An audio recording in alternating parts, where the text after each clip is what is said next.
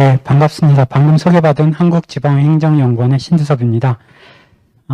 제가 교육하는 시간만 잠시 좀 마스크를 벗고 하도록 하겠습니다. 양해를 좀 부탁드리겠습니다.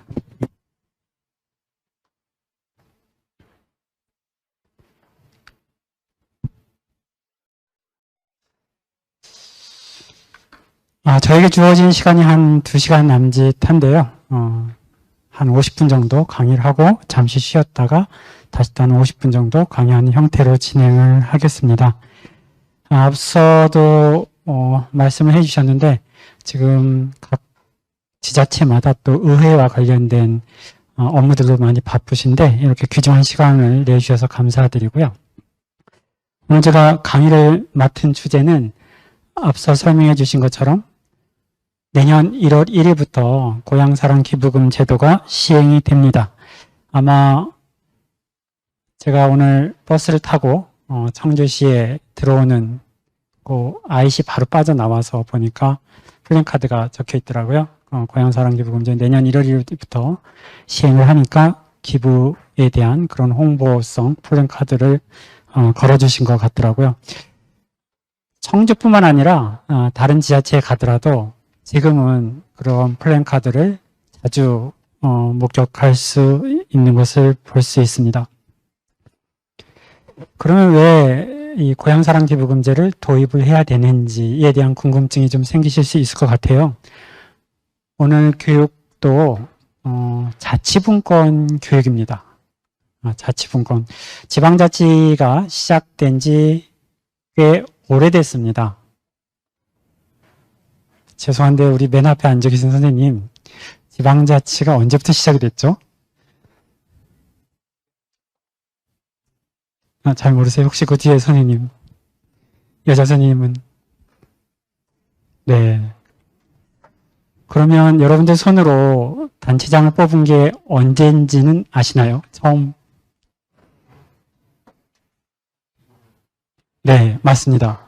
1995년에 여러분 손으로 여기 청주 같은 경우는 청주시장님을, 또 충북 도민인 경우에는 도지사님을 직접 뽑으셨는데요. 지방자치제도가 91년도에 부활을 했습니다. 부활을 해서 의회가 먼저 시작을 했고요. 또 단체장 같은 경우에는 95년도에 여러분 손으로 직접 뽑아서 지금 지방자치가 계속 이어지고 있습니다. 그래서 사실 역사를 보면 짧을 수도 있지만 또 어떻게 보면 그렇게 짧지도 않습니다.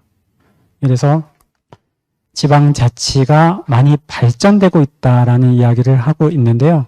그러면 이 지방자치와 분권은 어떠한 관계를 가지고 있는가에 대한 부분도 한번 생각해 볼 필요가 있을 것 같습니다. 자치는 말 그대로 스스로 다스릴 줄 알아야 됩니다. 그러면 이 자치의 기저에는 크게 두 가지를 볼 수가 있는데요.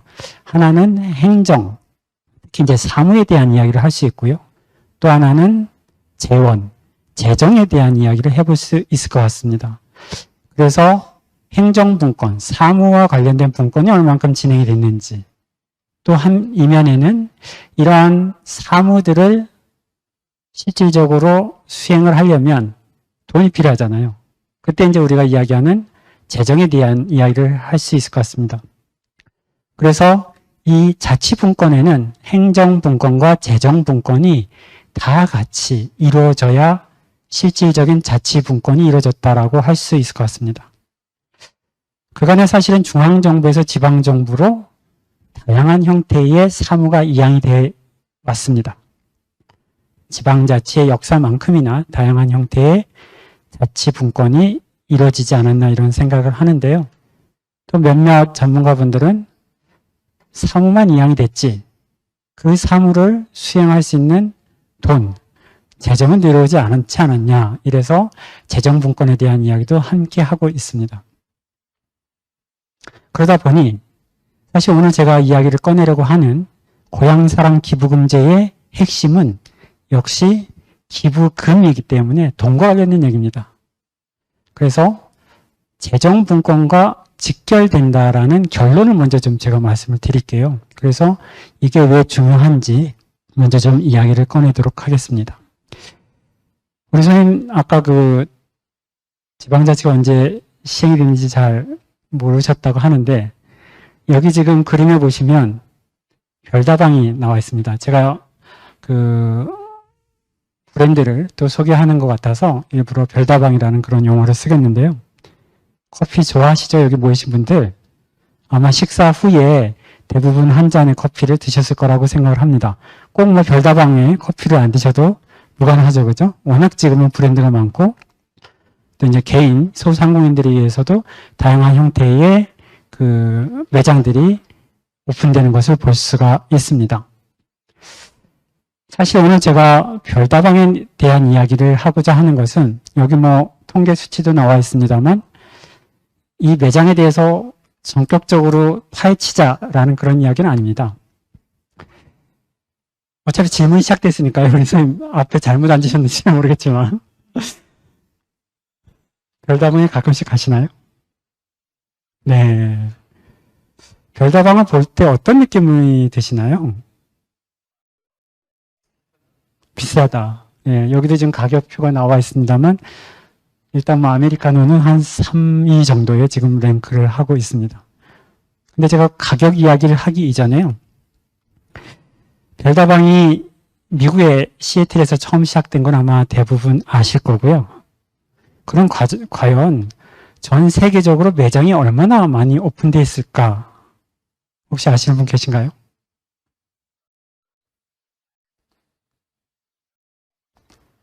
한 34,000개 정도가 매장이 오픈되어 있고요. 당연히 어느 나라가 가장 많을까요? 인구수로 봤을 때는 어딜까요? 어느 나라? 당연히 중국이겠죠. 실질적으로 통계치를 보더라도 중국이 43,000개, 그 다음에 미국이 65,000개, 그 다음에 3위는 어딜까요? 3위가 우리나라입니다. 1600개 정도의 매장이 오픈되어 있다고 합니다. 물론 공식적인 통계는 아니지만 인정받은 스타벅스는 중국이 좀 적다고 하더라고요. 비공식적으로 스타벅스라는 이름을 걸고 매장을 오픈한 곳이 43,000개이기 때문에 가장 많은 걸로 지금 통계로 잡히고 있는데요. 그래서 공식적으로는 아마 미국이 가장 많을 것 같고 그 다음에 중국, 한국 순으로 되어 있는 것 같습니다. 제 지인이요. 부인은 작은 군의 읍단위에서 근무를 하고 있고요. 남편은 한 20-30분 떨어진 시 단위에서 근무를 하고 있습니다. 사는 곳은 두 사람 다 같이 부인이 살고 있는 읍단위에서 주거를 하고 있는데요. 그러다 보니 남편이 30분 정도 거리에 시 단위로 출퇴근을 하고 있습니다. 이 지인이 일과를 보면요.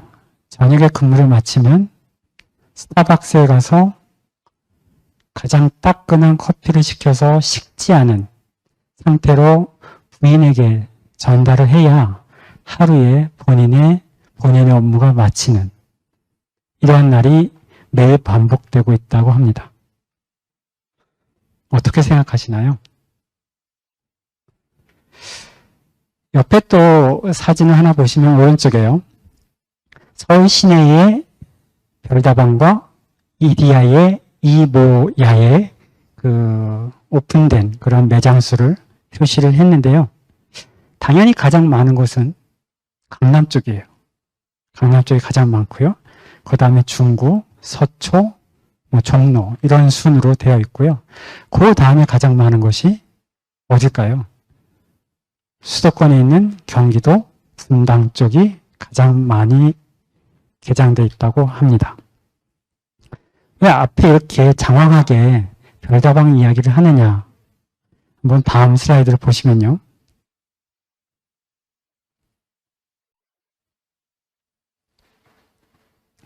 제일 하단의 오른쪽에 보시면 역시 별다방의 그림이 나와 있습니다.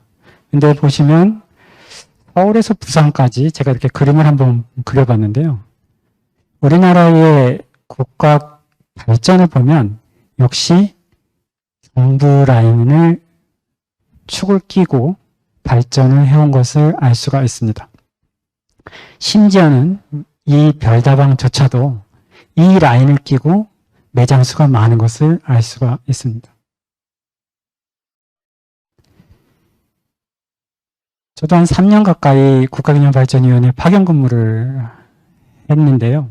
그때만 하더라도 광역경제권이라는 이야기를 하면서 광역 단위에서 경제발전을 추진을 해왔습니다. 그래서 벌써 시간이 꽤 오래 지났는데요.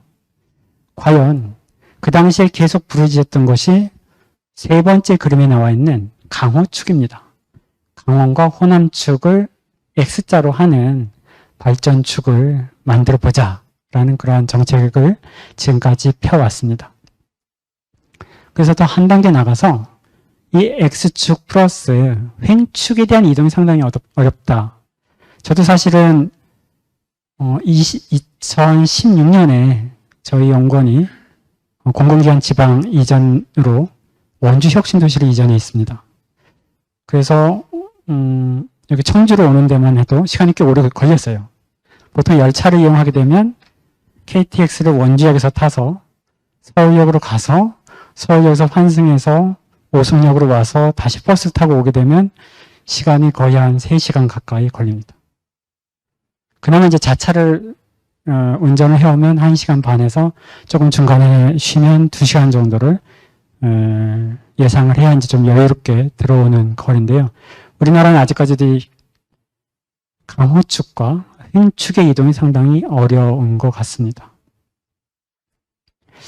이렇게 우리나라는 다른 나라에 비해서 상당히 좀 지리적으로는 좁은 땅덩어리를 가지고 있습니다만 이동에 있어서는 상당히 불편한 그런 상황에 있다고 생각을 하고요. 오늘 이야기하게 될 이 고향사랑기부금제는 제가 방금 말씀드린 이러한 균형발전의 근간과도 상당히 맥을 같이 하고 있다라는 그런 말씀을 드릴 수 있겠습니다. 다시 좀 앞으로 돌아가서요. 그래서 이러한 별다방이 저는 5년 후, 10년 후 어떠한 축을 가지고 매장수가 오픈될까라는 부분에 상당히 좀 궁금증을 가지고 있고요. 또 잘 아시는 것처럼 이렇게 뭐 X축이 됐든 횡축이 됐든 국가가 전체적으로 고르게 발전하는, 그래서 지금 정부에 있어서도 국민 어느 누구나 어느 곳에 살든지 간에 행복한 삶을 누릴 수 있는 국가를 만들겠다라는 게 어느 정부에 있어서나 슬로건인 것 같고요. 정책의 방향인 것 같습니다. 그러면 여기 모여 계신 충북도의 또 공무원 선생님들, 그리고 또 온라인으로 참여하고 계신 분들 마찬가지라고 생각하는데요. 어느 지역의 공무원으로 있든 아니면 그 지역의 지역민으로 있든 정말 행복한 삶을 살 수 있을까? 5년 후, 10년 후 지금보다 좀 더 행복한 삶을 살 수 있을까에 대한 부분입니다. 다양한 정책이 필요하겠죠. 그 중에 하나가 오늘 말씀드리게 될 고향사랑기부금제가 아닐까 이런 생각을 하면서 좀 설명을 드리도록 하겠습니다. 그 배경에는 여기 지금 나와 있듯이 인구 감소에 대한 부분이 상당히 큰 요인으로 작용하고 있지 않나 이런 생각을 합니다. 수도권에 있는 서울만 하더라도 인구가 1000만을 이미 밑돌고 있습니다. 그 인구가 어디로 갔을까요? 비수도권으로? 아닙니다. 대부분 수도권, 경기, 인천으로 빠져나갔어요. 그 외에 나머지 비수도권은 일부 지역을 제외한 대부분의 지역에서 인구가 줄고 있습니다. 이것은 뭐 언론을 포함해서 여러분들 직접적으로 뭔가 하나 보고서를 쓰더라도 그 유해질의 대부분 배경에는 인구 감소가 대부분 포함되고 있다고 생각을 합니다. 이미 다 알고 있는 내용임에도 불구하고 이 제도의 배경에서도 역시 이러한 인구 감소의 부분은 뗄래야 뗄 수 없겠다라는 그런 말씀을 드립니다.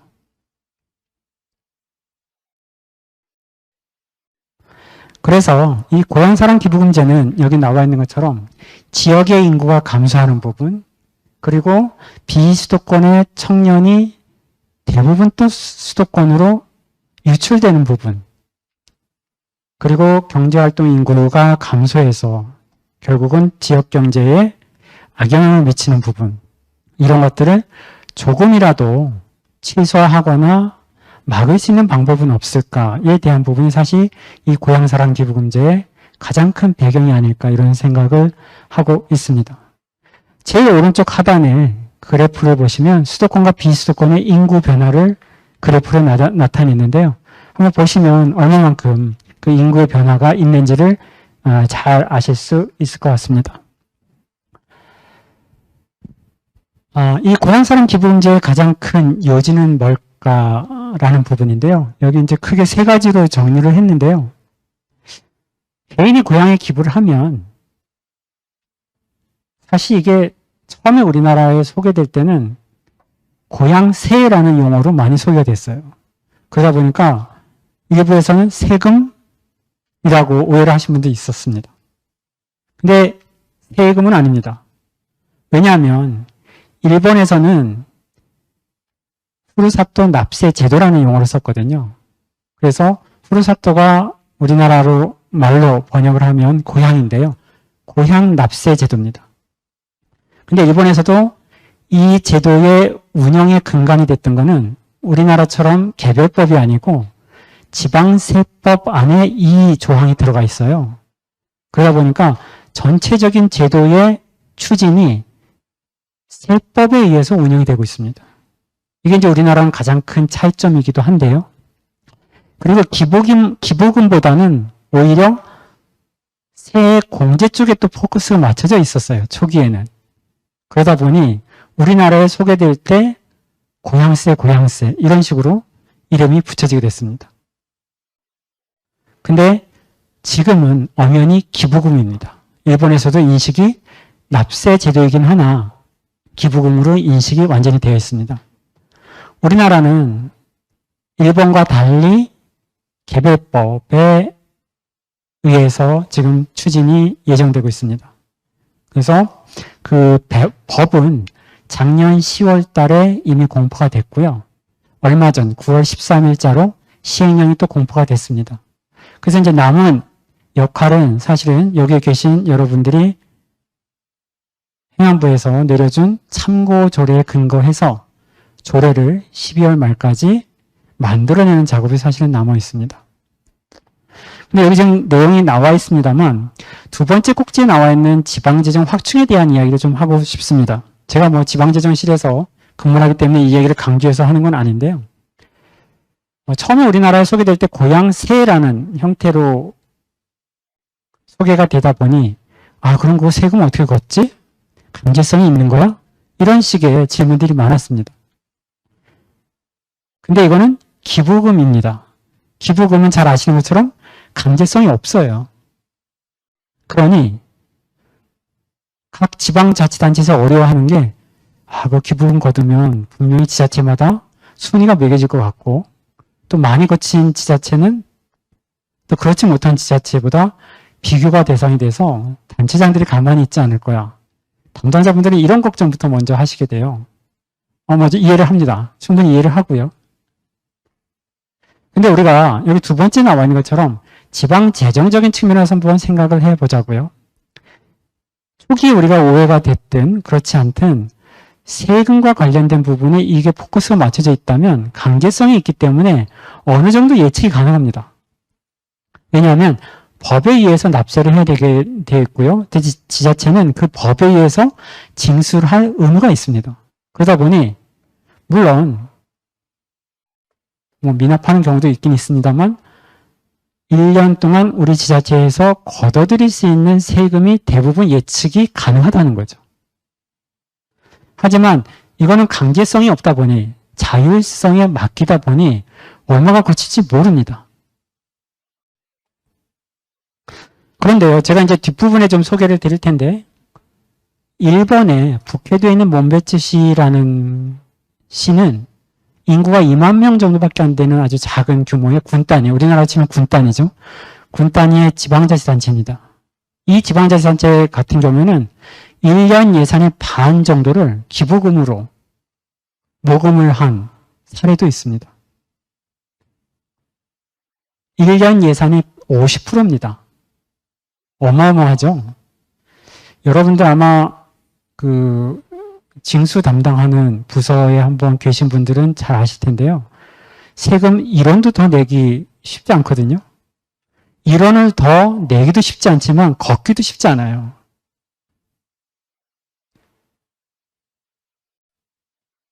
그리고 또 한 가지요. 도 단위에 계신 분들은 잘 모르겠습니다만 기초 단위에서 근무하시는 선생님들은 잘 이해를 하실 거예요. 기초 단위의 지방 재정이 얼마만큼 열악한지요. 자체 세입을 통해서 인건비 충당을 하기 어려운 지자체가 상당히 많습니다. 제가 실질적으로 통계치는 이야기를 안 드리겠습니다. 여러분들 깜짝 놀라실까 봐요.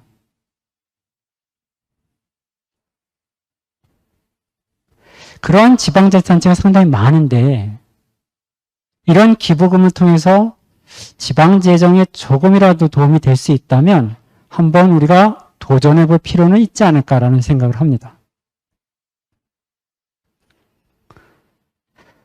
오늘 일본의 사례를 중심으로 해서 제가 말씀드리려고 하는 건 아닌데요.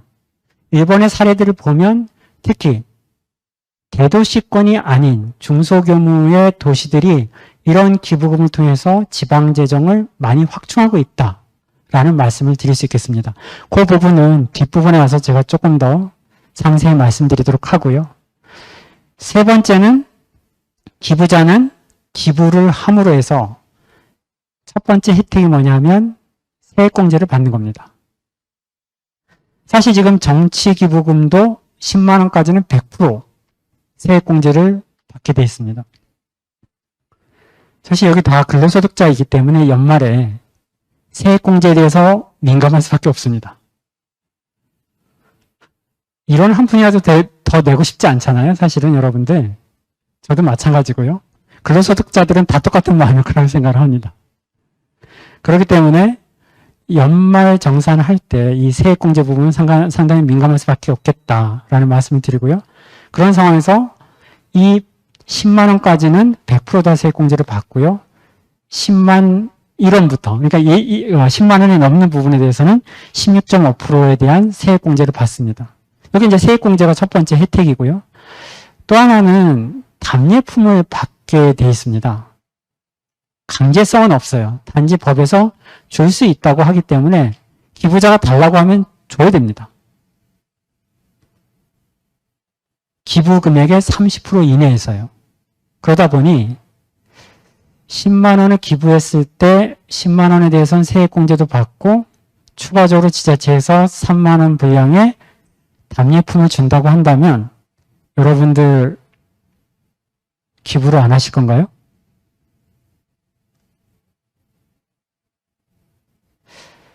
아마 저부터라도 최소한 10만 원은 할 것 같아요. 물론 내년 1월 1일부터 지금 이제 지역정보개발원에서 종합포털을 만들고 있습니다. 여기에 들어가서 클릭 몇 번 하는 게 조금 귀찮아 하시는 분들이 있겠지만 이 몇 번만 클릭을 하면 내가 13만 원의 혜택을 받는다라고 생각하면 안 하실 건가요? 대부분 하실 것 같습니다. 그래서 정리해서 다시 말씀을 드리면 고향사랑 기부금제는 그냥 기부금 제도가 아니다라는 말씀을 드리고요. 특히 이 기부금을 통해서 열악한 지방 재정에 큰 도움이 된다라는 거. 그리고 또 하나는 지방 재정뿐만 아니라 기부한 사람도 혜택을 받을 수 있다. 그게 세액공제랑 답례품이다라는 부분입니다. 그래서 그간에 진행된 것들을 간략히 자료로 정리를 했고요. 특히 올해 좀 시간이 걸리긴 했습니다만 작년에 10월 달에 법령이 공포된 이후에 거의 1년 가까이 이번 9월 13일 날 시행령이 또 공포가 됐습니다. 실질적으로 이 기부금은 여기 제일 하단에 그림에 나와 있습니다만 모금 홍보부터 결산까지 해서 절차가 좀 정해져 있습니다. 근데 이 절차를 어느 하나 무시할 수 없는 그런 상황이고요. 특히 저는 여기서 중요한 부분이 답례품 수령, 그 다음에 모금액 사용, 이 부분은 우리 지자체에서 특히 신경을 써야 되지 않을까 이런 생각을 합니다. 일본은 2008년도에 이 제도를 도입을 해서 지금 5년 가까이 제도를 운영을 하고 있는데요. 여기 지금 나와 있는 것처럼 기부자들이 기부할 수 있게끔 유인한 그런 유인책 중에 하나가 답례품입니다. 그래서 얼마 전부터 행정안전부에서는 이 제도에 대한 설명을 위해서 각 지역을 다니면서 순회 설명을 하고 있습니다. 그때 반드시 어느 지역에서나 빠짐없이 나오는 질문 하나가 답례품을 어떻게 개발해야 되죠? 라는 질문이에요. 여기 지금 대부분 청주시에 거주를 하고 계실 것 같은데요. 우리 선생님 청주시에 거주하시나요? 네. 주소지가 충청북도 청주시죠. 그러면 기부를 할 수 없는 곳은 충청북도 청, 그 다음에 청주시청에는 기부를 할 수 없습니다. 본인이 충북 제천시로 주소지가 되어 있으면 충청북도청, 제천시청에는 기부를 할 수 없습니다. 나머지 자체는 다 할 수 있다는 거죠. 그래서 주민등록 상에 나와 있는 주소지 이외에는 다 할 수 있는 그런 제도입니다. 그래서 담당자들 분들이 가장 어려워하시는 게 이 답례품 발굴인데요. 그리고 또 하나가 뒷부분에 좀 설명을 드리겠습니다만 내년 1월 1일인데 당장 3개월밖에 안 남았거든요. 모르는 사람이 너무 많다는 거예요. 홍보도 해야 되는데 조례도 만들어야 된다. 아까 제가 말씀드렸듯이 이미 시행령은 공포됐습니다. 이제 지자체 몫이에요. 조례를 만들고 또 이에 따라서 조례에 근거해서 다음의 절차들을 운영체계에 나와 있는 것처럼 다음 절차들을 또 밟아 나가야 되는데 이 부분에 대한 프로세스가 상당히 시간상 물리적으로 많이 남아있지 않다라는 말씀을 좀 드리고요. 답례품에 대한 이야기는 뒷부분에 가서 또 제가 말씀을 드리겠습니다. 또 한 가지가 모금액 사용입니다. 이 부분은 우리나라 같은 경우에는 기금으로 적립을 해서 기금을 운영할 수 있게끔 그렇게 되어 있는데요. 가장 어려운 게 기부자와 기부를 받은 지자체 간의 신뢰관계입니다. 여러분들 아까 말씀드렸듯이 기부는 자율적, 사람의 감정에 호소해서 기부를 받는 거기 때문에 상호 간의 신뢰가 가장 중요합니다. 이렇다 보니 내가 10만 원을 기부했는데 100만 원을 기부했는데 이 돈 도대체 어디에 쓰이고 있을까? 이게 신뢰관계가 안 생기면 일회성은 가능할지 모르겠습니다. 그 사람이 한 번은 기부할지 모르겠지만 2번, 3번 반복해서 기부는 안 할 거란 얘기죠. 그러니 일단 기부를 받아놓은 돈을 어디에 어떻게 쓸지에 대한 부분은 상당히 중요하다는 겁니다. 그래서 사실 지자체에서 가장 어려운 부분이 저는 4번과 5번일 거라고 생각합니다.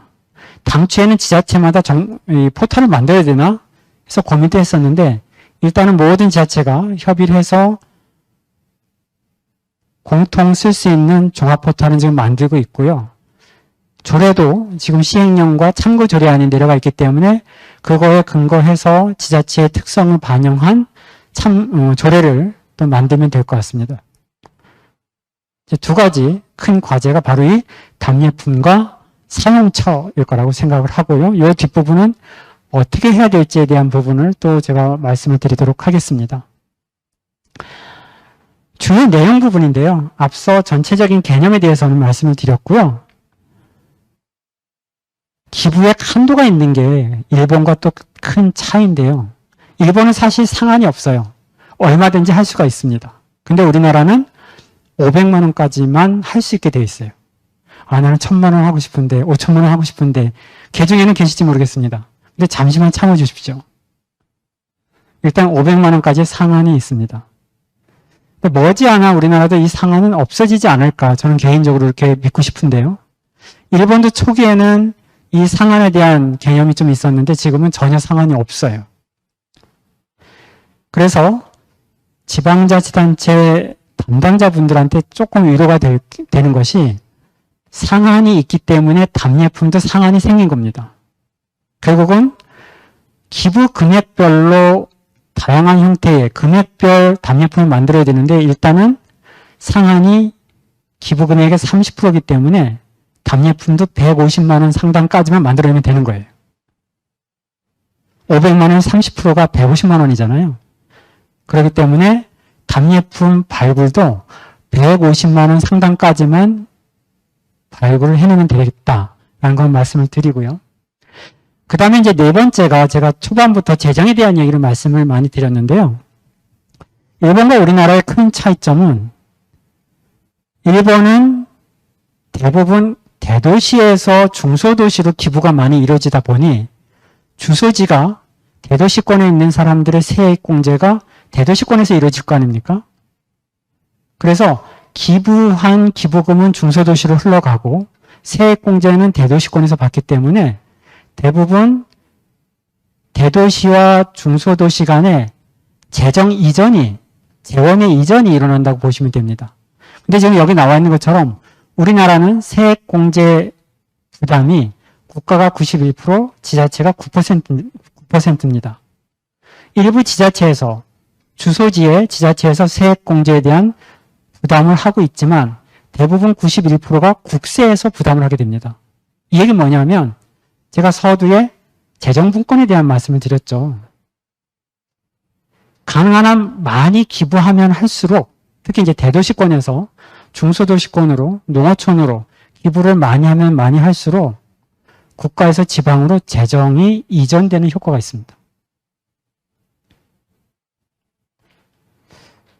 지금까지는 중앙정부에 우리 돈 많이 주십시오, 많이 주십시오라는 이야기를 해왔다면 이런 기부제도를 통해서 우리가 좀 더 자발적으로, 적극적으로 많은 모금을 통해서 재정분권을 이룰 수 있다는 겁니다.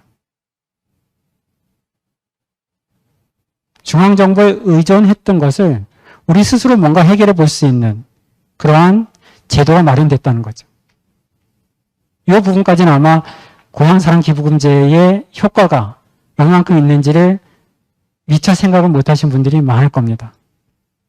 그런데 이 제도의 큰 특징 중에 하나가 지방자치단체로 재정분권의 효과를 가져올 수 있다라는 겁니다.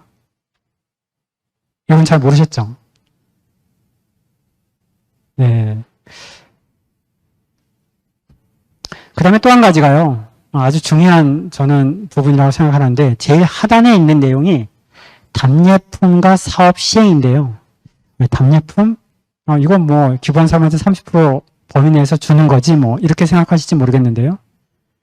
이 답례품에 의한 지역경제 파급 효과가 상당히 또 큽니다. 어떤 내용이냐 하면요. 답례품으로 발굴할 수 있는 답례품 항목은 반드시 해당 지자체에서 생산된 생산품만 답례품으로 발굴해낼 수 있습니다. 이 얘기는 청주시에 기부를 했으면 청주시에서 생산된 물품만 답례품으로 발굴해낼 수 있다는 겁니다.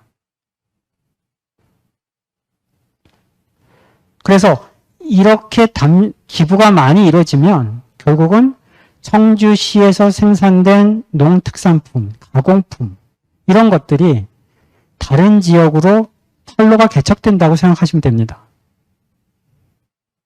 그리고 적게는 저희가 예측하건대 10만 원 전후에서 기부가 가장 많이 이루어질 거라고 예측을 하는데요. 왜냐하면 100% 공제를 받기 때문에 그럼 한 3만 원에서 5만 원, 많게는 한 10만 원까지의 답례품들이 많이 발송이 될 것 같습니다. 그러면 대기업에서 3만 원짜리 잘 안 만들어낼 거 아닙니까? 그죠? 제가 이제 청주시에 어떠한 규모의 대기업이 있는지 잘 모르겠습니다만 대부분 중소상공인들이 만들어내는 그런 답례품들이 많이 발굴이 돼서 타 지역으로 보내지게 될 거라는 얘기죠. 혹시 여기에 경제 관련된 부서에 근무하시는 분이 계실지 모르겠습니다만 우리가 이 소상공인들을 살릴 수 있는 방법 중에 하나가 판로 개척이에요, 사실은.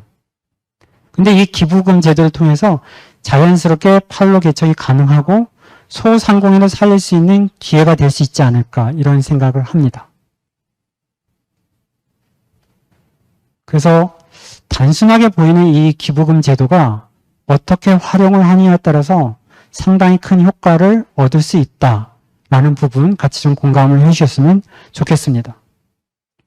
그 다음에 또 하나가 하단에 나와 있는 이 법률에 보면 4가지 측면에서 이 기부금을 쓸 수 있게 되어 있는데요. 마지막 4번째 포괄적으로 설명해 놓은 것이 주민복리증진 사업입니다. 그래서 어떻게 보면 지자체의 결정 여하에 따라서 재원 부족에 의해서 지역 주민들이 행복을 누리면서 살 수 있는 권한이 이 기부금을 통해서 상당 부분 메워질 수 있지 않을까 저는 그런 생각을 합니다. 얼마 전에 여러분들 잘 아시는 것처럼 인구 감소 지역이 지정이 돼서 뭐 관심적도 있습니다만 89개 지역을 대상으로 해서 지원이 되고 있고요. 이게 이제 앞으로 10년 동안 한 10조 가까운 재원이 지방으로 내려가게 됩니다. 근데 이제 지방자치단체에서 어려워하는 부분이 뭐 1조 단위는 상당히 큰데 개별 지자체마다 내려가는 금액을 따져봤더니 이게 크지 않더라는 거예요. 근데 이러한 고향사랑 기부금과 연계해서 다 이제 주민복리 측면에서 이게 다 추진되는 사업들이니 연계해서 좀 시너지 효과를 낼 수 있는 사업들로 한번 꾸려보면 어떨까 이런 생각을 같이 하게 됩니다. 그 다음에 설명회를 할 때마다 담당자분들께서 또 어려워하는 부분이 그러면 이제 3개월밖에 안 남았는데 뭐 많이 홍보해서 많이 기부금 거두면 좋겠네. 근데 어떻게 홍보하면 되지? 라는 질문을 많이 하세요. 왜 이 질문을 많이 하냐면 법에 홍보에 대한 규제를 좀 많이 하고 있습니다. 이건 하면 안 되고요. 저걸 하면 처벌을 받고요. 이런 내용들로 법에서 명시를 해놓고 있습니다. 그러다 보니 시행령에서 이 부분을 많이 좀 완화하려고 노력을 했습니다. 아마 설명회 때 참여를 하신 분들은 잘 아실 텐데요. 모금 방법에 있어서도 정부 어떻게 보시면 이제 공익적인 측면에서 정부나 지방자치단체에서 홍보를 할 수 있는 그런 매체를 통해서 하는 경우는 대부분 무리가 없다고 생각을 합니다. 그래서 시행령에 나와 있는 내용들을 보면 모금을 할 수 있는 방법이 더 많아요. 이거는 안 됩니다라는 항목보다는 할 수 있는 방법이 더 많습니다. 그렇다면 우리가 할 수 없는 방법에 조금 더 포커스를 맞춰보면 어떨까 이런 생각을 하고요. 그 이전에 그러면 제가 이번에 시행령이 지난 13일 날 얼마 전에 바로 공포가 됐는데 그 시행령에 담긴 내용들을 간략히 좀 몇 가지만 소개를 하겠습니다. 모금 제한 기간이 또 명시가 되어 있어요. 이 모금 제한은 일본에서 먼저 시작을 했습니다. 일본에서 너무 과열이 되다 보니 총무성에서 내려준 가이드라인을 지키지 못할 경우에는 모금을 할 수 없게 해놨어요. 그래서 모금을 받을 수 있는 지자체를 지정을 하면서 이게 지정제도라는 명칭을 가지고 있는데요. 우리나라도 과하게 법에서 규정해 놓은 그러한 규정을 따르지 않을 경우에는 적게는 1개월에서 8개월 동안 모금을 못하게 해놨습니다. 이게 이제 모금에 대한 제한 기간이고요. 그 다음에 모금 방법이 2번째 있고, 그 다음에 접수는 어떻게 할 건지. 접수는 크게 2가지로 볼 수 있습니다. 한 가지는 온라인상에서 아까 말씀드렸던 종합포탈에 접속을 해서 하는 방법이 있고요. 또 한 가지는 오프라인상에서 온라인 접근이 어려우신 분들이 오프라인상에서 할 수 있는 방법이 있습니다. 이것은 금융기관이 지정되어 있고요. 전문기관으로서 농협이 지금 지정되어 있습니다. 그리고 답례품 한도나 답례품으로 할 수 없는 금지 조항이 있습니다. 여기 이제 시행령에 담겨 있고요. 아까 답례품 한도는 30% 이내라고 말씀을 드렸습니다. 그리고 이제 답례품 선정 절차랑 방법이 있는데요. 여기 아까 말씀드렸던 이제 조례에 여러분들이 담아 나가야 되는 건데요. 답례품을 선정하기 위한 위원회도 필요하고요. 또 이것을 공급하는 공급업체에 대한 선정위원회도 또 필요합니다. 그래서 우리는 뭐 군 단위의 시 단위의 규모도 얼마 안 되는데 이 위원회 만들고 저 위원회 만들고 어떻게 그걸 다 해? 라고 하시는 지자체도 있을지 모르겠습니다. 그것은 그 지자체의 형편에 맞춰서 위원회를 꾸려야 될 것 같고요. 왜 이 두 개의 위원회가 필요하냐 하면 청주의 대표적인 특산품이 뭡니까? 선생님. 쌀이요. 네. 우리가 만약 답례품으로 1순위를 우리가 쌀로 정해보자 라는 거 어디서 결정하냐? 도지사님이 결정한 건 아니라는 거죠. 전문가분들과 시민단체, 뭐 다양한 의사결정을 할 수 있는 주체들이 모여서 선정위원회를 꾸려서 만약에 거기서 쌀로 하자 우리가 답례품을 먼저 뭐 여타 다른 답례품도 있겠지만 그러면 1차적으로는 선정위원회에서 쌀로 정합니다. 그러면 두 번째는 그럼 누가 공급할 건데 쌀을 생산해내는 주체들도 많을 거 아닙니까? 그죠? 쌀을 생산하는 농업인이 100명이다 하면 100명한테 다 공급하십시오라고 할 수는 없잖아요. 왜냐하면 앞서 말씀드렸듯이 답례품은 어떻게 보면 감사에 대한 마음입니다. 정성을 담아서 선물해야 되는데 이게 나중에 받았는데 중간에 유통 과정에서 썩거나 아니면 품질이 많이 떨어져 있거나 했을 경우에 그 답례품을 받는 입장은 어떻게 했어요? 내가 기부한 정성의 보답이긴 하지만 그래서 이 답례품은 어떻게 보면 품질 관리가 또 중요합니다. 선정부터 공급까지 그 절차를 지자체에서 조례를 담아서 관리하는 부분이 상당히 중요하다는 거죠. 그래서 이런 하나하나의 절차가 사실은 이 조례에 다 담겨야 되기 때문에 앞으로 10월, 11월에 지방의회에서 이 부분이 충분히 검토가 되고 또 통과해야 되는 그런 절차가 남아있게 됩니다. 이 기대효과 부분은 앞에서 말씀을 드렸기 때문에 추가적으로 말씀은 안 드리겠습니다만 두 번째 나와 있는 것처럼 모금 방법에 있어서는 일부 제한을 하는 그런 상황이 있습니다.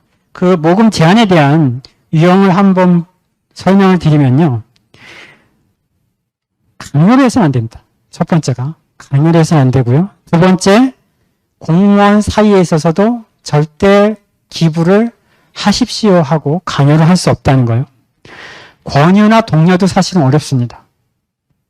어디까지가 권유고 어디까지가 독려인지는 사실 판단하기 쉽지 않을지 모르겠지만 법령에서는 독려나 권유를 할 수 없게 되어 있습니다. 그 다음에 개별적인 서신이나 전화나 이런 걸 통해서 개별 모금을 또 할 수가 없게 되어 있습니다. 그리고 개별 호호를 방문해서 모금을 할 수도 없게 되어 있습니다. 그리고 우리 향후에 뭐 이런 걸 모임들 하잖아요. 이런 모임을 통해서도 저희가 모금을 할 수 없습니다. 처음에는 고향사랑 기부금제이기 때문에 이거 향후에 아니면 취향 인사들 모임회 이런 걸 통해 가지고 대대적으로 가서 우리가 홍보하면 안 될까? 이런 생각들도 많이 하셨어요. 처음에는. 연초까지만 해도 그런 이야기가 많았었습니다. 그래서 기부금을 저희가 지자체마다 추계를 할 때도 취향 인사의 인원을 인구수를 파악하는 데 사실 초점을 맞추기도 했습니다. 근데 이런 모임을 통해서 모금하는 거를 원천적으로 금지를 해놨다는 거죠. 그래서 이제 이런 좀 제한이 있고요.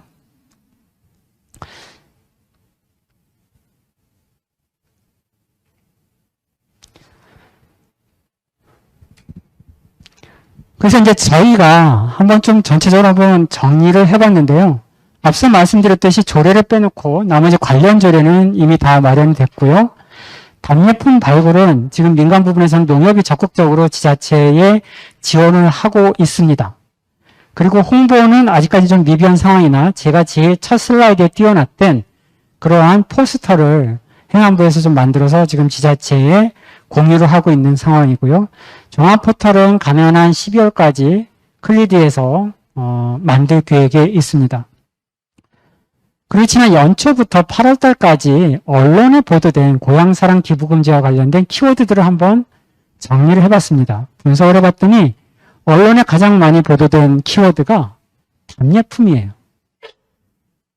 그리고 세액공제, 그리고 앞서 말씀드렸던 지역경제 활성화, 이런 쪽도 키워드들이 많이 현시되고 있는 것을 알 수가 있습니다.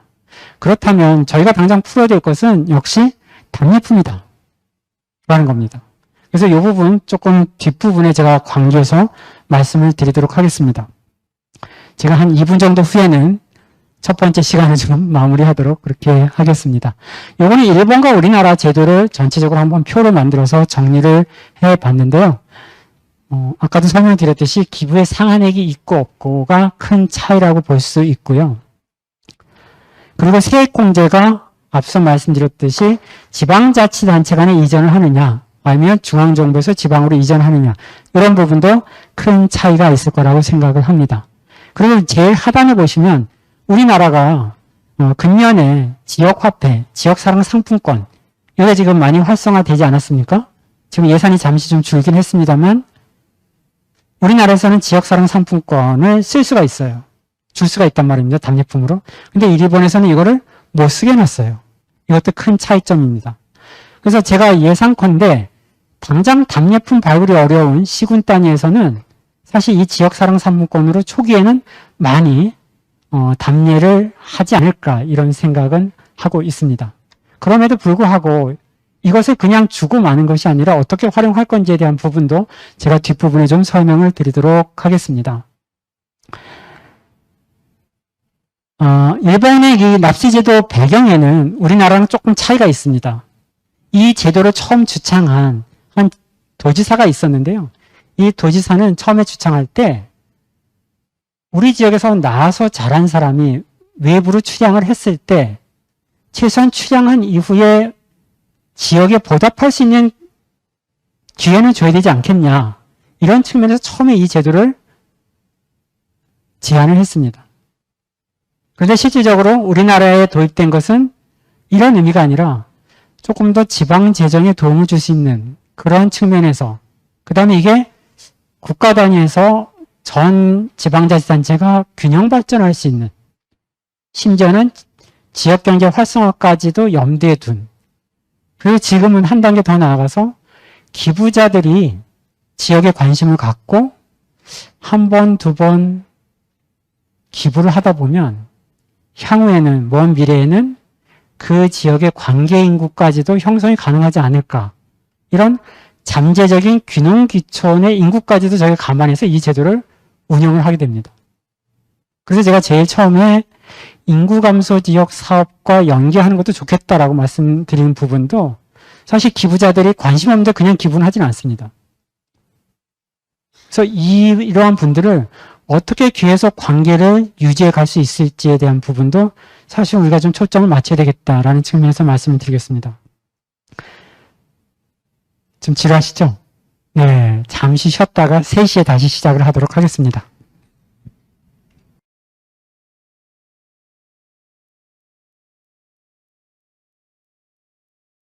네, 저희 약속한 시간이 됐기 때문에 이어서 하도록 그렇게 하겠습니다.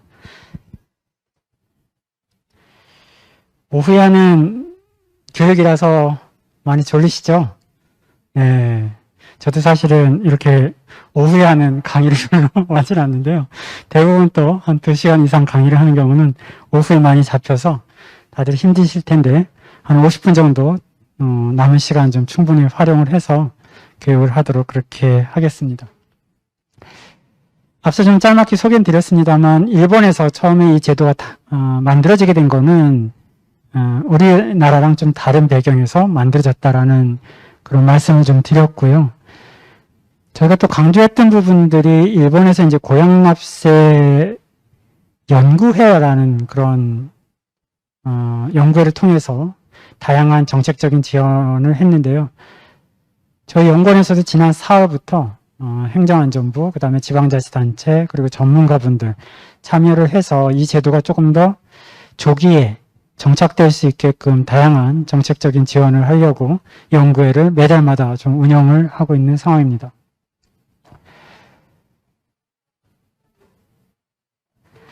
그리고 그 도입 목적은 우리나라랑 큰 차이는 없다고 생각을 합니다. 일본에서 이제 지방 창생이라는 말을 쓰고 있는데요. 이 지방 창생을 도모를 하고, 두 번째는 지역 경제 활성화, 그리고 세 번째는 세원 격차를 좀 줄여보자라는 측면이었는데, 우리나라보다는 일본 쪽에서 이제 지방자치단체 간의 세원 이동이 많다라는 말씀을 앞서 설명을 좀 드렸고요. 그리고 지자체 간의 세수 격차도 여기 좀 설명을 하단에 나와 있긴 합니다만, 역시 이제 대도시권에서 중소규모의 도시권으로 재원이 이동하고 있다는 것을 숫자만 보시면 좀 알 수 있을 것 같습니다.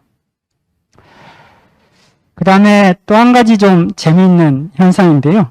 여기 지금 자료를 보시면 그간에 2020년까지는 우리나라에 소개가 많이 됐을 겁니다. 근데 21년도는 지난 7월 말에 공개가 된 자료이고요. 우리나라랑 회계제도가 좀 달라서 일본은 4월 달에 시작을 해서 3월에 1월 회계연도가 마무리됩니다. 우리나라는 1월부터 12월까지인데 일본은 4월부터 시작을 해서 3월에 마무리됩니다. 그래서 우측에 보시면 2021년도라고 써 있습니다만 실질적으로 5월 3월까지의 실적이라고 보시면 됩니다.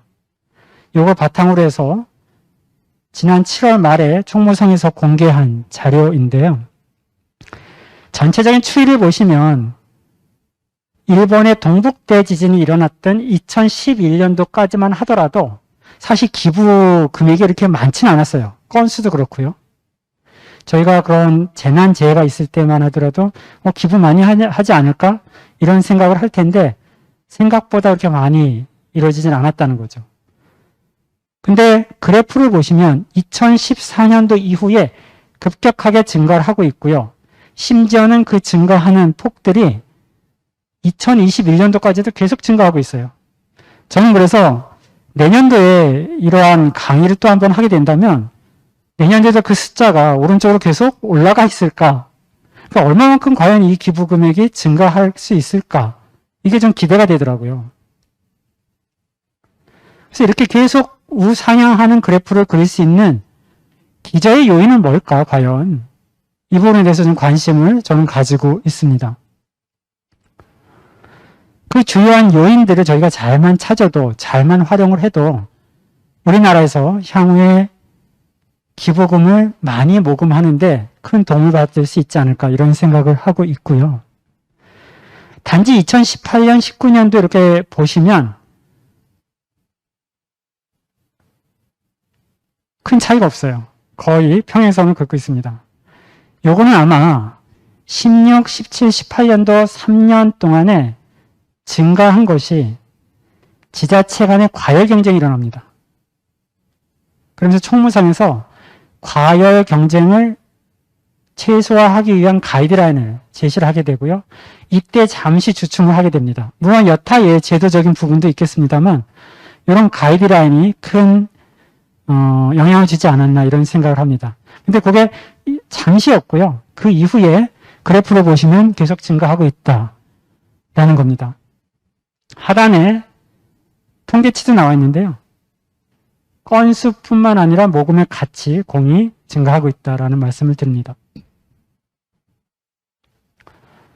근데 한 가지 여기 좀 재밌는 통계치가 있는데요. 우리나라는 이런 곳에 써주십시오 하고 사용처를 지정을 할 수가 없어요. 근데 일본은 보시면 97.7% 대부분의 지자체가 사용처의 분야를 지정할 수 있게 되어 있습니다. 나는 다리 놓는 데 써주십시오. 아니면 우리는 이 돈은 예를 들면 육아를 위한 보육원이나 유치원을 짓는 데 써주십시오. 이런 식으로 지정을 할 수 있습니다. 그리고 반드시 사용한 이후에 그 익년도에 이거를 어디에 썼는지를 반드시 명시하게끔 되어 있습니다. 이게 이제 우리나라도 큰 차이인데요. 우리나라는 지정할 수 없고 일본은 지정을 해놨습니다. 그래서 저는 바람은 향후에 만약에 이 제도가 조금씩 개선하는 과정 속에서 그래서 내가 좀 쓰고 싶은데 기부를 할 수 있게끔 하는 게 오히려 개인적으로도 큰 의미가 있지 않을까 이런 좀 생각을 합니다. 그리고 어느 곳에 많이 썼는지를 한번 밑에 보시면 역시 후생복지 쪽, 건강의료복지 뭐 이런 쪽에 좀 많이 쓴 것 같고요. 교육, 인재, 육성 이런 쪽도 많이 쓴 것 같습니다. 이 숫자를 좀 참고로 해주시고요. 그 다음에 담당자들이 가장 또 궁금해하시는 분들이 이 숫자입니다. 앞서 답례품 30%에 대한 가이드라인이 없었어요. 우상향하는 그래프를 그릴 때 총무성에서 고민했던 부분이 바로 이 부분인데요. 그래서 총무성에서 가이드라인을 주기를 30% 이내로 제한을 합니다. 그 이전에는 제일 위에 나와 있는 답례품 조달 비용이 지금 다 27%, 26% 이렇죠. 30% 밑에가 있죠. 근데 저 수치가 높았다는 거예요. 그래서 과열 경쟁을 막을 수 있게끔 30%라는 가이드라인을 줬다라는 겁니다. 당연히 기부금을 많이 걷기 위해서 고가의 답례품들을 많이 하게 된다는 거죠. 지자체 입장에서는. 그러니까 저 숫자가 계속 올라갈 거고요. 그래서 그 부분을 총무성에서 막았다는 겁니다. 그 다음에 홍보 비용이나 뭐 이런 것들은 상당히 좀 미미한 수준이고요. 나머지 답례품 배송 비용이 좀 많이 든 것 같습니다. 한 7.7% 정도, 8% 가까운 비용들이 답례품 배송비로 쓰고 있고요. 그 다음에 나머지 한 8%가 기타 사무 비용 등에 쓰이고 있는 것을 알 수가 있습니다. 그래서 전체적으로 답례품 조달 플러스 나머지 제반 비용을 합쳐도 전체 모금액에서 50%를 넘질 않습니다. 45%에서 46%를 쓰고 있다는 거죠.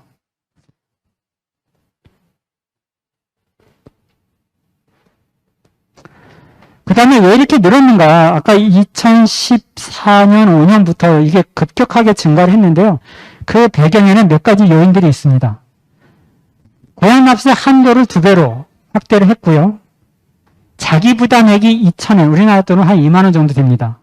이 부분에 대해서 자기 부담액을 많이 줄여준 거예요. 그게 하나의 원인이 아닐까 이런 생각을 하고 있고요.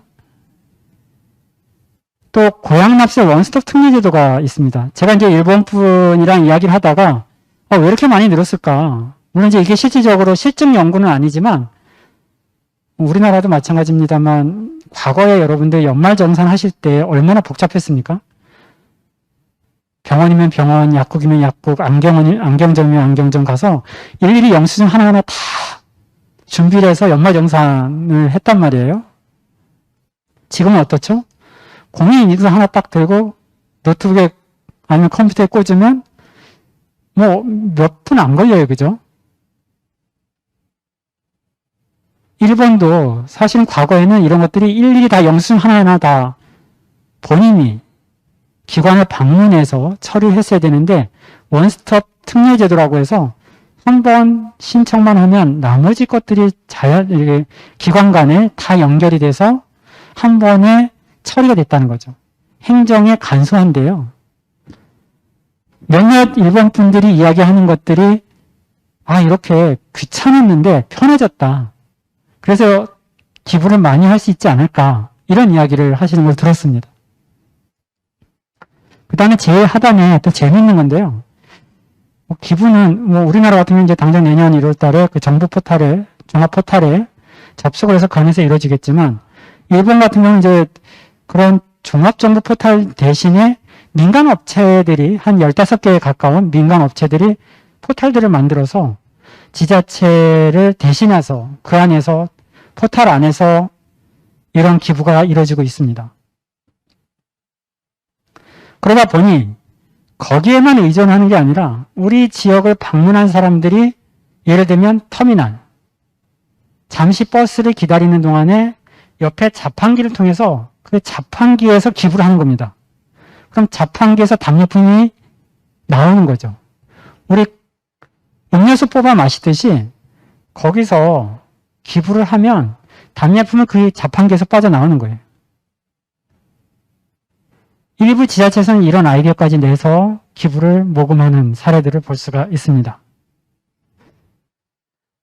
결국은 저는 뒷부분에도 결론 부분에 말씀을 드리겠습니다만 지방자치단체가 얼마만큼 아이디어와 노력을 하느냐에 따라서 기부금액은 지자체마다 상당히 격차가 생길 거라고 생각을 합니다. 좋은 아이디어는 물론 타 지자체도 뭐 벤치마킹을 하겠죠.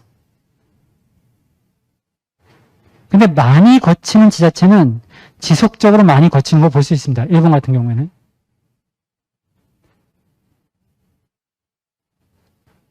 나머지 자료들은 조금 제가 준비한 그런 내용들을 참고를 해 주시고요. 또 하나 큰 차이가 뭐냐면 우리나라는 개인만 기부를 할 수 있어요. 일본도 초기에는 개인만 기부할 수 있었는데 2015년도에 이런 내용들이 쭉 논의되다가 기업도 기부를 할 수 있게끔 오픈을 하게 됩니다. 사실 기업이 기부를 하게 되면 뭔가 반대급부를 요구하기 때문에 바람직하지 않다. 그래서 사실 일본에서도 기업 기부에 대해서는 막아뒀던 것 같습니다. 그런데 지역에 이전을 하고 싶거나 지역 단위에서 투자를 하고 싶은 기업들이 분명히 있을 거란 말입니다. 그러면 이 기업들이 지역으로 이전할 수 있는 기회를 같이 주자는 거죠. 그런 측면에서 기업들에게 오픈하지 않았나 이런 생각을 하고 있습니다.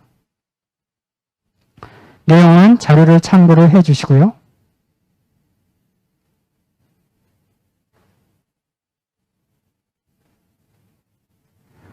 그 다음에 이렇게 기업들이 기부를 한 경우에는 총무성에서 특교세도 내려줍니다. 특교세만 주는 거 아닙니다. 이렇게 기부금이 증가한 경우도 있지만 아까 선생님 청주시에 사신다고 했잖아요. 청주시에 계신 분들이 주변 지역의 군 단위에 기부를 많이 하죠. 군 단위에 있는 사람들이 청주시에 많이 와서 살 거 아닙니까? 충북에서 가장 큰 도시잖아요. 그죠? 청주가. 그러다 보니 군 단위에 출향한 사람들이 청주시에 와서 많이 살 거예요. 그러면 내 부모가 계신 군 단위에 기부를 하게 되면 당연히 청주시의 세원은 그 군 단위로 빠져나가는 거랑 똑같습니다. 그러면 경우에 따라서는 많으면 많을수록 세원이 줄어드는 효과가 발생하거든요. 그래서 일본 같은 경우는 그런 지자체가 발생했을 때는 교부세의 75%에 해당하는 부분, 그러니까 감액된 부분의 75%에 대해 해당하는 부분은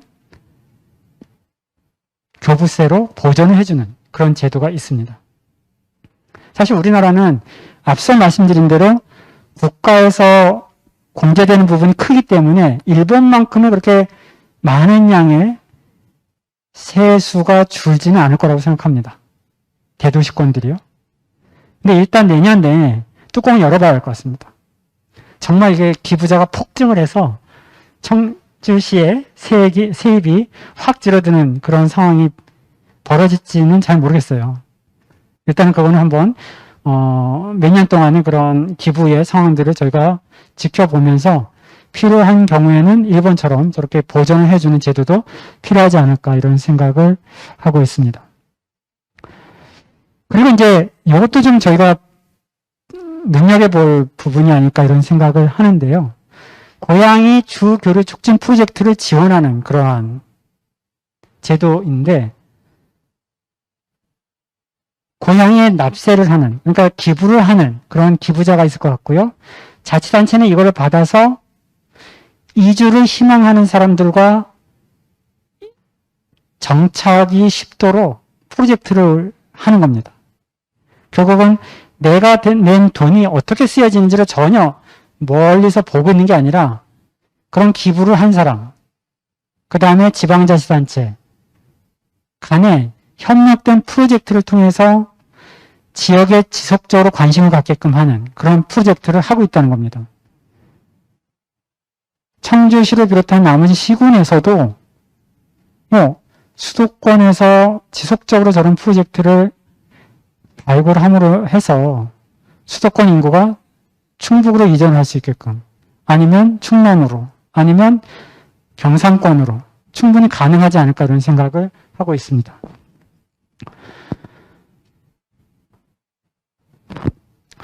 그 다음에요. 최근에 또 하나 재미있는 통계치가 나왔는데 그간에 고향사랑 기부금 일본의 이 고향 납세 제도로 인한 경제적 효과는 얼마나 될까에 대한 분석을 한 게 거의 자료가 없었습니다. 근데 이번 2021년도 통계치를 가지고 경제 파급 효과를 분석을 했는데 28조 원 정도의 파급 효과를 예측을 했습니다.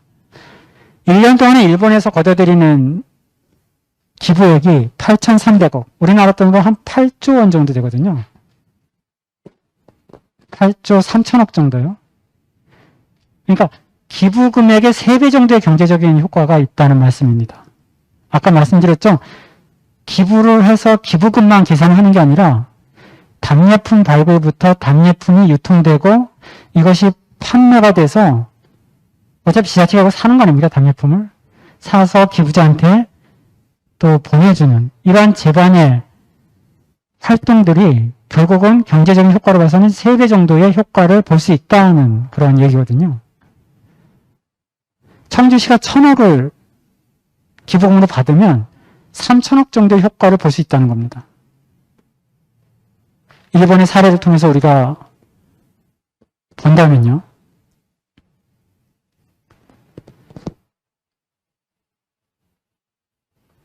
그리고 한 가지 좀 사례를 통해서 말씀을 드리고 싶은데 제가 서두에도 말씀드렸던 몬베츠시입니다. 북해도의 제일 북쪽에 있는 그런 도시인데요.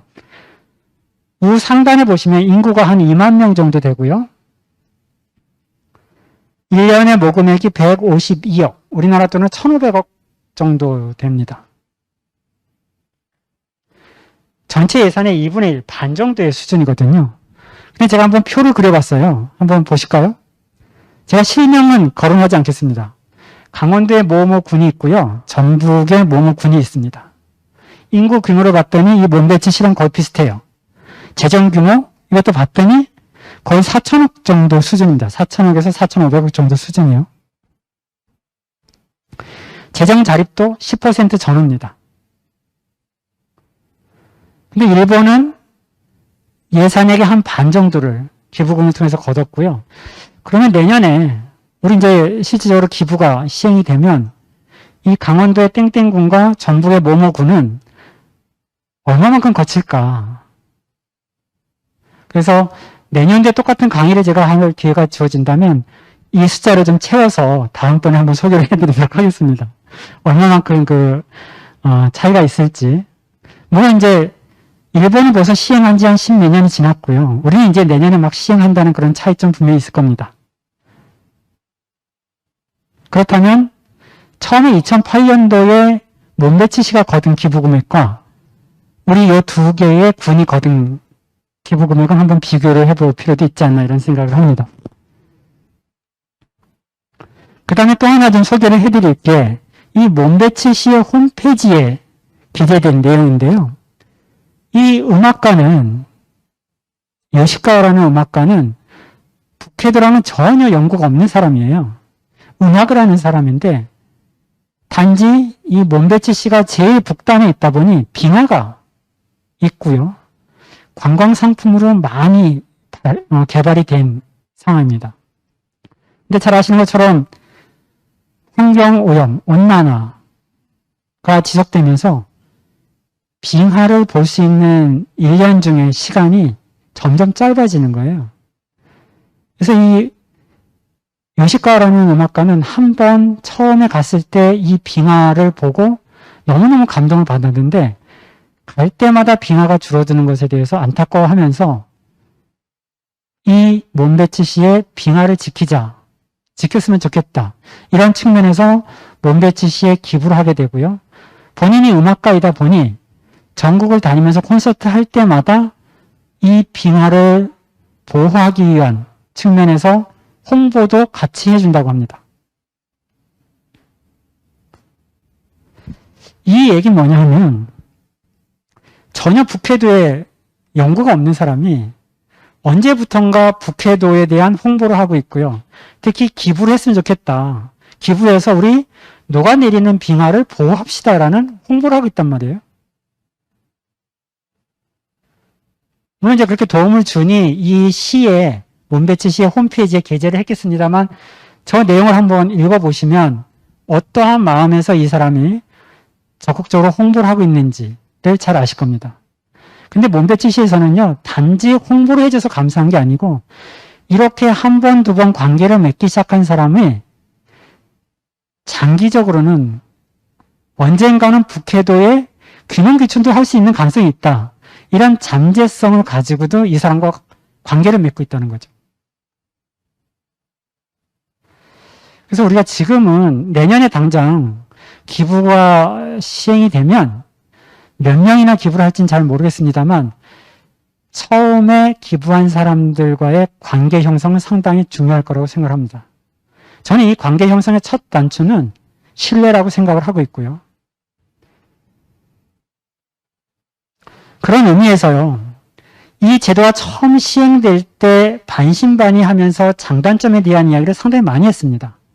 장점은 좋은 거니까 우리가 그냥 접어두기로 하고요. 단점을 최소화하려면 어떻게 해야 될까에 대한 부분만 오늘 좀 초점을 맞춰서 말씀을 드리도록 하겠습니다. 사실 이 단점을 최소화하는 게 이 제도의 성공 방안이기도 하기 때문에 이 부분 좀 제가 포커스를 맞춰서 말씀을 드리도록 하겠습니다. 답례품 경쟁이 과열된 부분에 있어서는 앞서 말씀드렸듯이 총무선에서 가이드라인을 줬어요. 그리고 이 가이드라인을 위배했을 때는 과감하게 기부를 못 받겠습니다. 우리나라도 1개월에서 길게는 8개월까지 기부를 못 받게끔 시행령에서 지금 내용을 담아놨습니다. 이거는 저희가 이해를 하고 있고요. 그 다음에 이제 세액공제 부분에 있어서도 이러한 가이드라인을 또 주고 있습니다.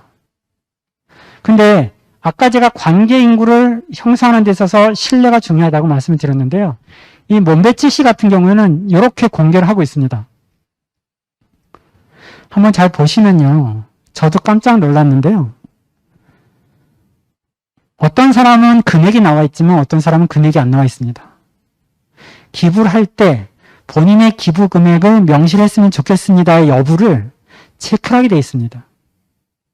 그렇기 때문에 금액이 적혀 있지 않은 사람은 명시를 원하지 않은 사람입니다. 근데 저는 여기에 놀란 게 아니고요. 이건 뭐 당연히 공개를 해야 될 부분인 것 같고, 기부자에 대해서는. 대부분 일본 분들이 한자의 이름을 씁니다. 근데 한자가 아닌 부분이 꽤 많이 보이시죠? 이 이야기는 뭐 가타카나로 써는 경우도 있고 영문 로마자로 써는 경우도 있는데 이런 경우는 다 외국 사람입니다. 외국 사람이 기부를 한다는 거예요. 그래서 저희가 처음에 이 제도를 도입하는 단계에서는 대부분 출향인사들이 기부를 하지 않을까 이런 생각을 타겟을 출향인사에 맞췄었는데 사실 일본의 뚜껑을 열어봤더니 반드시 그렇지는 않은 거예요. 그래서 우리나라도 북에도 외국인 체류 인구가 상당히 있을 거란 말입니다. 이 사람들도 얼마든지 기부를 할 수 있을 것 같아요. 그래서 이분들이 여기서 정착할 수 있게끔 제도적으로도 우리가 좀 따뜻하게 감싸주는 것이 중요하겠다라는 겁니다. 아까 그 음악가도 옆에 소개를 했습니다만 몸배치 시에 따뜻함을 느꼈다는 그런 문구가 있습니다. 그래서 내국인이건 외국인이건 그 지역의 따뜻함을 느낄 수 있는 그러한 답례품 발굴이 중요하겠다. 저는 그런 생각을 하고 있고요. 그 다음에 향후에 우리가 제도를 조금 더 발전시킨다면 시군, 특히 이제 군 단위의 담당자분들이 어려워하시는 게 우리는 정말 답례품이 없어. 아무리 머리를 쥐어짜도 만들어낼 게 없어. 라고 고충을 토로하시는 걸 종종 볼 수 있는데요. 그래서 사실 일본에도 초기에는 해당 지자체에서 생산해낸 물품만 답례품으로 할 수 있게끔 되어 있는데 일본은 이거를 오픈했습니다. 조금 더 오픈해서 주변 지역과 연계해서 협약을 통해서 연계해서 답례품이 발굴한 경우에는 광역단체장이 인정한 경우에 한해서 답례품으로 같이 제공을 할 수 있게끔 해놨습니다. 지금 우리나라 같은 경우에는 사실 광역단에서는 답례품이 개별적으로 발굴하기는 어렵잖아요. 당장 충북도에서도 도만의 답례품을 발굴하기 쉽지 않을 거예요. 대부분 시군단에서 만들어놓은 답례품을 사용할 가능성이 크고요. 광역 단위에서 지역사랑 상품권이 있으면 다행이지만 그것도 없는 경우에는 더 힘들 겁니다. 그래서 향후에 이 제도가 조금 안정되는 시점에서는 이런 부분도 한번 좀 열어두고 우리가 고민해 볼 필요가 있지 않을까 이런 생각합니다. 주변 지역과 연계해서 답례품을 발굴하는 경우요. 아까 청주가 쌀이 유명하다고 하셨죠. 그럼 주변 지역에서 청주시 바로 옆에 있는 군 단위에서 큰 공장이 있다. 쌀 가공 공장이 있다. 아니면 쌀로 만드는 빵이나 제과점이 있다고 하면 청주시와 그 군에서 공이 이 빵이나 제과를 답례품으로도 제공할 수 있는 형태죠. 예를 든다면. 그래서 이런 부분도 한번 저희가 고민해 볼 필요가 있겠다라는 말씀을 드리고요. 그 다음에 이거 제가 이제 계속 반복해서 말씀을 드린 건데, 관계 인구를 어떻게 형성해 나갈지에 대한 부분을 우리가 좀 고민할 필요가 있겠다라는 부분입니다. 첫 번째 전제 조건은 신뢰다. 라는 거예요. 그리고 이제 요거는 일본의 사례를 한번, 한 민간의 포탈을 소개를 하는 화면인데요. 한번 제일 위에부터 한번 보시면 요즘 많이 활용하고 있는 클라우드 펀딩 형태도 있고요. 두 번째는 체험형 답례품, 과일 등등이 있습니다. 저는 여기서 두 번째가 상당히 중요하다고 생각을 합니다. 청주에서 쌀을 답례품으로 보냈어요. 택배를 통해서 보내겠죠? 그럼 이 사람은, 기부자는 집에서 택배를 받아서 집에서 소비를 합니다. 예를 들면 3만원짜리 쌀 한 봉투를 받았다고 하면 집에서 그냥 소비하는 거예요. 근데 체험형 아니면 그 지역을 방문하는 방문 형태로 답례품을 발굴하게 되면 2차, 3차의 소비 효과가 기대된다는 거죠. 물론 근거리에 있는 사람들은 당일 왔다 가기도 하겠죠. 근데 경우에 따라서는 1박을 할 수도 있고 2박을 할 수도 있는 겁니다. 그러면 집에서 3만원짜리 그거 소비하는 것보다 이 지역에 와서 먹고 자고 쓰고 하는 것들, 또 체험하면서 또 지출도 할 거 아닙니까? 일부는요. 또 혼자 오진 않잖아요. 요즘 또 가족 단위로 움직이잖아요. 그러다 보니 가족 단위에서 소비할 수 있는 형태의 체험형, 방문형 이런 답례품이 발굴됐으면 좋겠다라는 겁니다. 제가 알기로는 청주에도 다양한 자원들이, 지역 자원들이 많은 것으로 알고 있습니다. 관광 상품도 많고요. 문화 자원도 많습니다.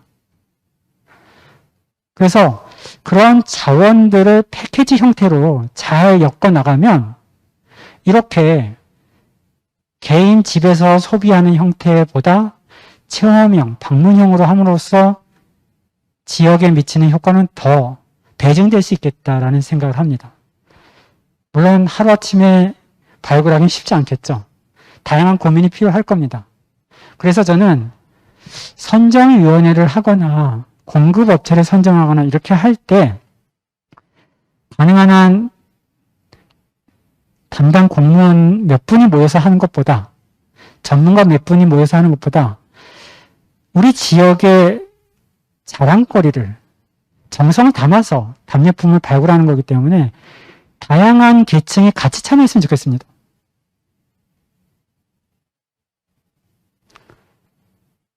어떤 경우에는요, 아이들이 직접 그린, 우리 지역을 이 아이가 나타내 보고 싶은 그림으로 그려서 액자에 넣어서 답례품을 제공할 수도 있다고 생각을 하고요. 또 일본의 사례를 보면 어떠한 경우도 있냐면, 여러분들 아마 큐슈 쪽 많이 여행을 하실 텐데요. 후쿠오카나 이런 쪽. 거기에 오이타, 유후인으로, 온천으로 유명한 오이타 현의 오이타시에서는 오이타시에 동물원이 있지 않습니까? 동물원의 원숭이의 이름을 지어줄 수 있는 답례품도 있어요.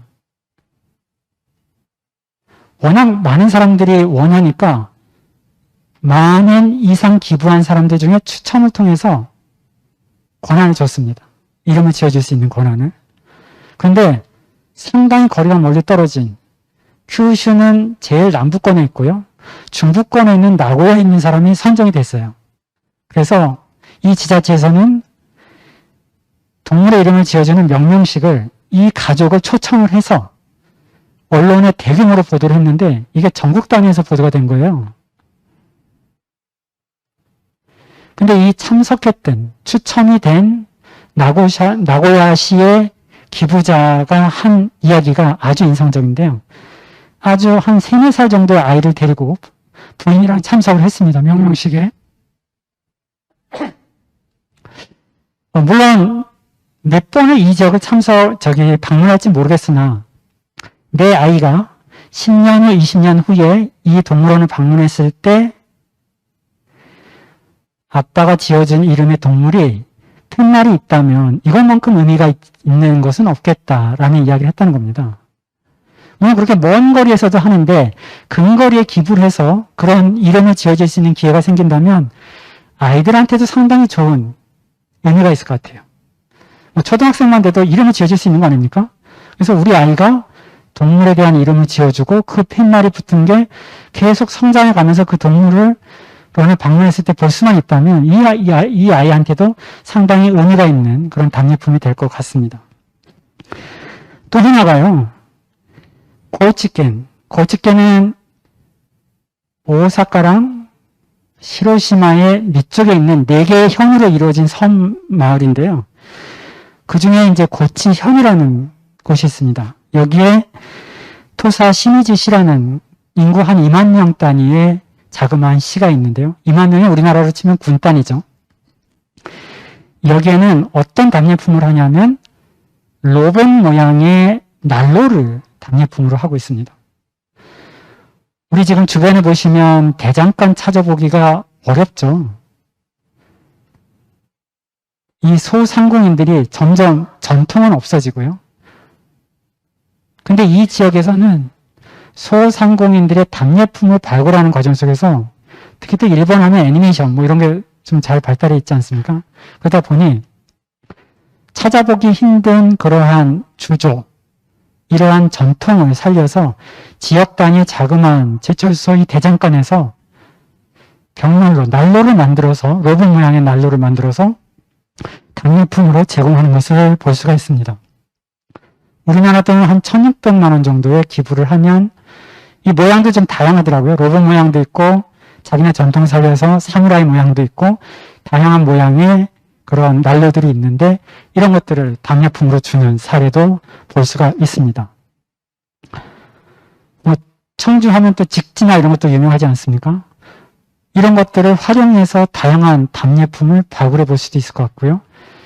또 와서 체험을 해볼 수 있는 그런 답례품도 가능할 것 같습니다. 그래서 저는 만약에 청주시가 지역사랑 상품권이 있다면 지역사랑 상품권과 답례품을 연계해서 지역에 와서 체험도 하고 그 상품권을 쓸 수 있게끔 하는 것도 상당히 하나의 방법이 아닐까. 단독의 답례품 발굴보다는. 그래서 그런 것도 한번 고민을 해보시면 좋을 것 같습니다. 그래서 저는 여러 형태의 답례품이 있겠지만 두 번째 나오는 이런 체험형 답례품은 절대적으로 좀 필요하겠다. 그런 생각을 하고 있습니다. 그 다음에 아까 말씀드렸듯이 득보다 실이 많은 지자체가 발생할 거다. 이거는 장기적인 과제일 수도 있는데요. 교부세를 통해서 좀 보전해 주는 것도 하나의 방법이 아닐까라는 생각을 합니다. 네, 서서히 끝내달라는 신호인가요? 네, 제가 아주 길게 하지 않겠습니다. 지금 이제 거의 마무리 페이지에 와 있는데요. 한 10분 이내에 좀 마무리하도록 하겠습니다.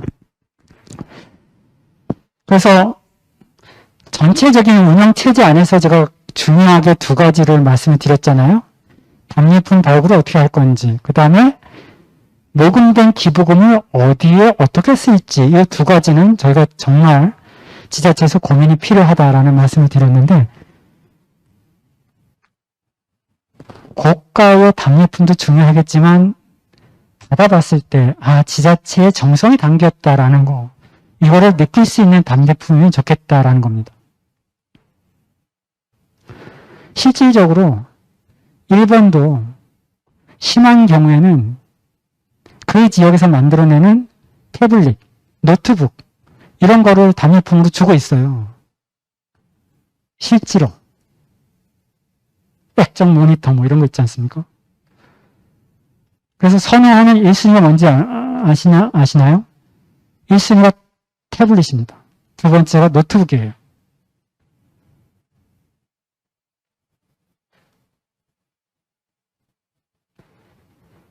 단, made in 그 지역의 이름이 있어야 됩니다. 일본에서 이제 그러한 제한을 좀 두고 있는데요. 근데 우리는 법령상의 고가의 이런 설명을 전제로 하고 있습니다. 고가의 이러이러한 물품들은 할 수 없게끔. 그래서 사실은 그러한 고가의 전자제품은 쉽지는 않을 것 같고요.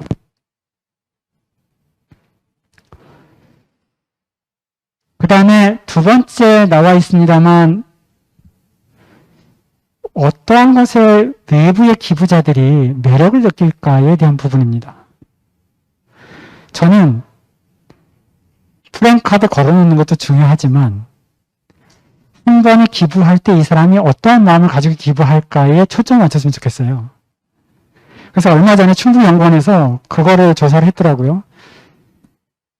어떠한 동기를 가지고 기부를 할 건지에 대한 그런 조사를 했던데 저는 충북 도랑 그 다음에 시군단에서 이 부분을 좀 간과하지 않으셨으면 좋겠습니다. 그러한 유인책이 많으면 많을수록 앞으로 기부금을 다액 모금할 수 있는 가능성이 높아진다고 생각을 하거든요.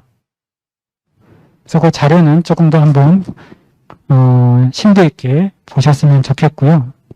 그 다음에 조례제정도 앞서 말씀드렸듯이 이미 상정을 한 지방의회에 상정을 한 지자체도 있더라고요. 그래서 이것도 타이밍이 좀 중요할 것 같습니다. 이것에 근거해서 선정위원회나 공급업체 선정이나 그 이후의 절차들이 많이 뒤따르기 때문에 이런 부분도 한번 절차적인 부분 고민을 해봐 주시고요.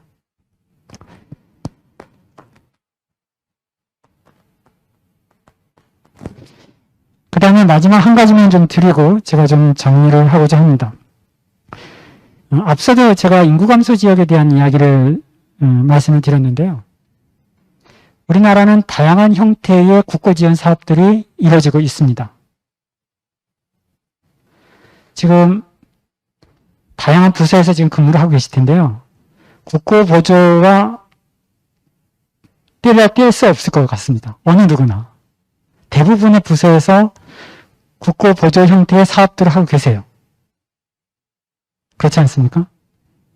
근데 그것만 가지고 사실은 사업하기가 쉽지 않습니다. 늘 부족하죠. 그래서 이 빈 부분을 틈새 사업들을 어떻게 할 건지에 대한 부분이에요. 처음부터 거창한 사업을 하려면 쉽지 않습니다. 왜? 기부금이 얼마가 어쩔지 몰라요. 그래서 처음에 찾을 때는 이 국고보조 사업들, 뭐 인구감소 지역부터 해서 지방소멸, 뭐 도시재생, 저출산, 고령화 이런 다양한 국고보조 사업들이 있는데 이거 가지고 부족하단 말이에요. 그러면 나머지 부족한 부분들을 이러한 기금을 통해서 할 수 있는 그런 사업들, 영역들을 한번 찾아보시는 게 어떨까라는 생각을 합니다.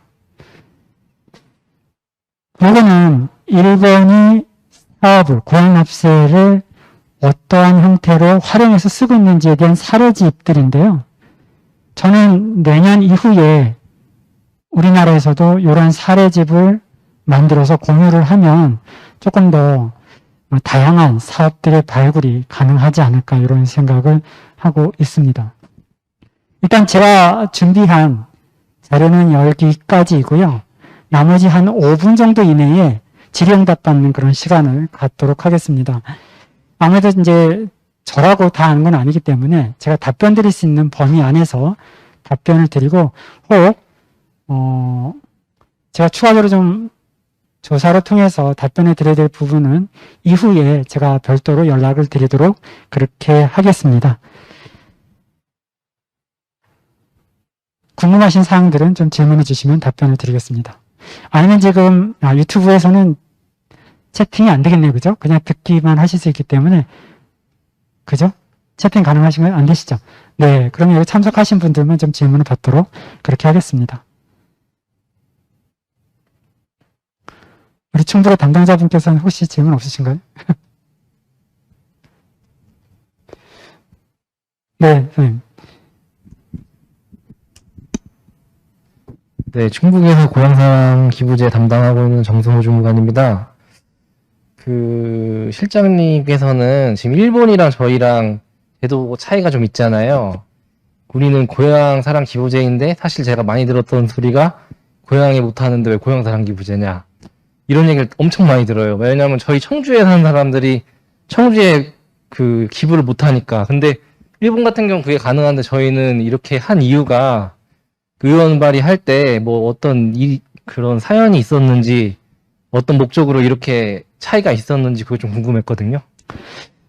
네, 저도 이제 사실은 제도, 일본의 사례나 이런 것들을 많이 들어서, 이 제도에 대한 중요성이나 아니면 필요성이나 이런 것들을 많이 제안을 하긴 했지만, 법률 제정에 대해서는 제가 많이 관여를 못했습니다. 그래서, 2008년도 일본에서 제도가 도입될 당시만 하더라도, 대부분 우리나라에 거의 지금 10년이 넘어서 저희가 도입을 하지 않았습니까?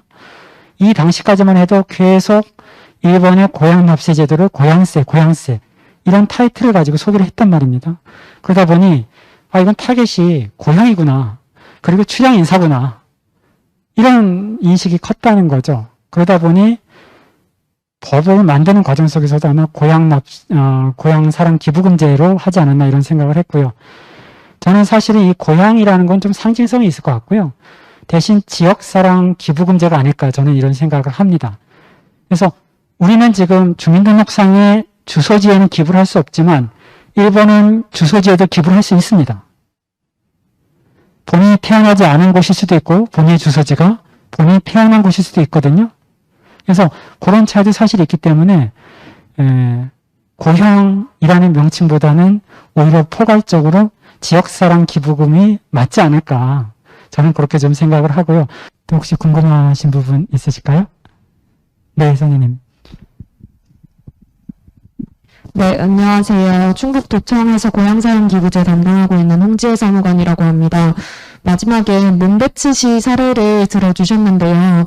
그 문배치시에 있는 그 수입의 거의 절반 3분의 1 정도에 달하는 금액이 기부금으로 들어왔다고 하는데 어떻게 보면 제도를 준비하고 또 여러 가지를 공부한 입장으로서 그 비율이 굉장히 높게 느껴졌는데 혹시 그게 일본의 지방자치라든가 아니면 일본에서 지방을 대하는 특정 문화나 아니면 태도와 관련이 있는 것인지가 궁금하고 그러한 일본의 굉장히 긍정적인 사례를 고려했을 때 그게 우리나라에 또 얼마나 적용될 수 있을지가 궁금합니다.